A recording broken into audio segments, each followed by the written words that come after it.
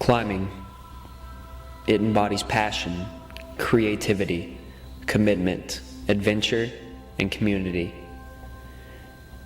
Evolve athletes live this every day, on the rock, in the gym, and on the road. For me, I've always been a creative person. I think I've always liked drawing, and I mean, even for me, climbing is totally connected to that. You know, climbing for me is like my main creative outlet. And I guess, in that way, shoe design has become a big creative outlet for me as well. Well, one of the reasons I've really enjoyed working with Evolve is it's not just because the shoes are good and are helping me with, what I want to climb. It's also being able to test them and give feedback and feel that the feedback gets incorporated in the shoes. What I feel like the biggest thing that I can offer to the shoe company, to Evolve, is putting the shoes on my feet and going climbing in them. So that's what I that's what I want, and I want more of that. Being involved actually in designing a shoe is super fun. I mean, I've given feedback to other companies, years and years ago, but this is like actually, coming in at the ground level, trying to figure out something that isn't even in the line. It's a different type of a shoe. Well, I think it's great that an athlete, especially such a high-profile athlete who's been climbing his whole life, is developing shoes. I mean, it makes sense that, someone who's pushing the limits of climbing would be like giving the feedback and saying what he wants. So he's got, some amazing things coming out. For me, it's taken years actually just to kind of understand, for me, what is the ultimate climbing shoe. So it went from tweaking the Chaos and creating the Pontas, and tweaking the Pontas and creating the Optimus, and now we're 5 years later we're really at a whole nother level, and it's really exciting to see just the level of quality, craftsmanship, materials, and design. At the moment, I've been climbing in the Kishitos a lot, as well as the Bandits. Those are like my two favorites. Yeah, I didn't really know what to expect when I came on in terms of product development. I worked with some other companies in the past with product development, and it was very minimal. It was just like, and you never really saw your ideas in action, in product.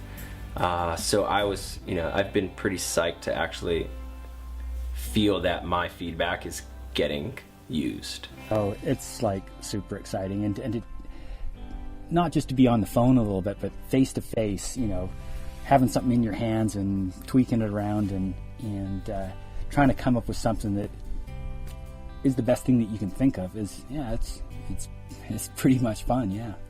The Kishito is actually fitting me in the heel, and because of the three straps, it's sucking really well up into the arch of my foot. Because in the past, when you put your shoes on and then you take 2 steps to get to the base of the climb, and it would just like suction away from my arch, and then the heel would pull out a bit, and I'd have this dead space in the back. So I'm pretty excited to be able to have a slightly larger shoe on now and have my heel stay in place. It's like fitting really well. A lot of the times when companies make samples, clothing, shoes, they're not 100% production. They're still in a tweaking phase, and you never know. Maybe the fabric is going to be different, maybe something, you just don't know. There's a lot of question marks. The basics are there, and I was a little nervous about wearing them up the whole route. I mean, 1,000 meters is a lot of pitches. And put them on my foot, or didn't wear them for the first 3 pitches, and then brought them up the rest of the way, and was super psyched that I brought them. The shoe that we're working on, at least it has the tentative name of the Astroman. They're the Astroman. They're made for like long, sustained trad climbing. Well, the name Astroman is from a route in Yosemite, and it was probably the first real big wall free climb there. Historically, it has like a huge part, in Yosemite history. It was, when it was first done, Hard 511 was pretty much the top grade in Yosemite, and it had like 5 pitches of 5.11 and a whole bunch of 5.10, and no matter what, it goes just up at this really impressive wall. It's like this 1,500-foot wall, and most of the other climbs around there are big wall climbs where they use aid climbing to get up. So historically, it's as far as big wall free climbing, it's maybe the most famous of all the Yosemite climbs, and it kind of epitomizes the traditional climbing. Aspen is significant to me partly because on my first trips there, I was just so overawed by it. And then I was finally able to do it with a rope, and then some years later, it felt like a reasonable thing to go and try to do it without a rope, and it was certainly one of the, biggest breakthroughs, I guess, that I've had. Just, it felt like, not like an outer space, but just like a whole another level of fun. Just kind of like what I got into climbing in the first place for. It was just, yeah. The Astroman is a traditional type shoe, so it needs to do a number of things that, say, for some sport climbing shoe, you don't really need to do that. For instance, protecting your ankle. So you want a shoe that kind of protects your foot when it goes into a crack, so it needs to be stiff enough so that it'll still edge well. What's the first thing that pops into your head when I say first round, first minute? First thing that pops in my head is just what a good route, Like now I can finally enjoy the whole thing, because it's kind of like that, It's like it was like an epic, It's the same thing like if you get benighted on a big wall or something. Me and my friend Sterling, we got benighted on the Incredible Hulk when I was 17 or something. We slept at the top, and we were suffering so bad. And somewhere down the line, we're gonna laugh about it, enjoy it after the fact, right? And so it's kind of the same thing with a little, 40-foot sport route. It gave me a lot of difficulty. It was really hard. It really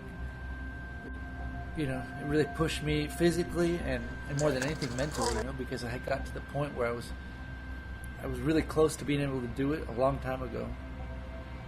And for one reason or another, the stars didn't align. I fell over and over again at the very last move. I fell over 50 times at the last move, and it was just got to the point where it was so ingrained to fall at the last move that I didn't know how to not fall at the last move. But it can be really, really taxing psychologically to get beat up on the same route for 2 years straight, falling at the last move, and kind of felt, like I was beaten, like I felt like, well, maybe I won't do this route, I kind of confronted failure a little bit with it, and maybe that's a huge lesson in and of itself, just to learn how to, not need to always complete my project, And I was just climbing one day with a buddy of mine, and we were climbing in a different spot altogether, and just happened that it worked out that, there was a really nice, crisp air blowing in the afternoon after we were already done climbing. It was like, why don't we just go check it out and see how it goes? And, to not get stressed out about it, I was just like, yeah, just for training, just to train a little bit, I'll get on it. And for me, that was the time that it all clicked, that I wasn't really worried about sending it. I didn't even think I was gonna, I wasn't even trying to send it. It was just like, I was over it. I, didn't care if I sent it or not, and I was free because of that, just to, be myself and climb and be free in the moment. And that's when it all came together, having that open mind and just not really being afraid to fail, just letting it go, and just climbing from a place of just joy and enjoyment, rather than fear or something like, oh my gosh, am I going to send it? I really want to send it, and what if I don't send it? And all of these thoughts that can creep into your head, that can just hinder you from sending. First round, first minute is definitely one of the most rewarding projects I've ever sent by far, because it was such an effort. It was such a it was such a long process, and I don't know, a lot of people would be like, oh, you must just be relieved to get that thing over with. But actually, like, it was just one of the most satisfying, like, best feelings to finally send it, so. I've lived in Bishop about 15 years. Can't really consider living virtually any other place, because here you've got the winter climbing down in the valley bottom, the bouldering and sport climbing, and then in the summer you can go up into the high country and get onto the peaks. Initially I came to Bishop for the climbing, and actually it was for the bouldering. And it took a lot to kind of have it feel like home, because it is such a remote place with a very different mix of people living there. But now, after learning that I could, you know, go into the mountains in summertime, I can go sport climbing, go bouldering, it's really definitely feels like home. I really like basing out of Boulder just because of the community, for one.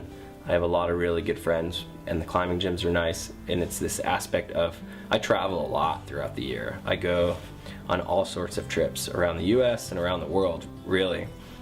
And it's always nice to come home and know that you have a community, and know that you have good rock climbing, you know.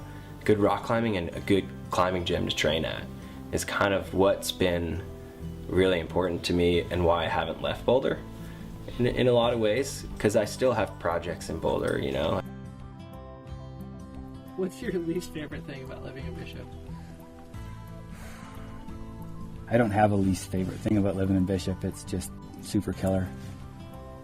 For me, the downside of living in Bishop, I'm a girl. There's really no shopping. So that's the only downside. You have to order everything online. I'm sure many climbers have been in that situation where it's like trying to find where is the best place to live if you're a climber, you know? After 10 years of being on the road, for me, I was just like, you know, I had so many great experiences, and that totally shaped me, has shaped who I am, just traveling and living out of my backpack. But it got to this point where I wanted to kind of, you know, create a home base for myself, and create a community around where I am, and not just be a different place every week and be so spread out. You know, I wanted to kind of focus my energy in one place, and so I was kind of trying to, you know, find that place. Like, where is the place to live if you're a climber? I think when it comes down to it, though, you know, there isn't a perfect place. It's just like finding a place that works for you, and that has so much to do with like being in the right place at the right time, the right people, and, you know, somehow it all clicks.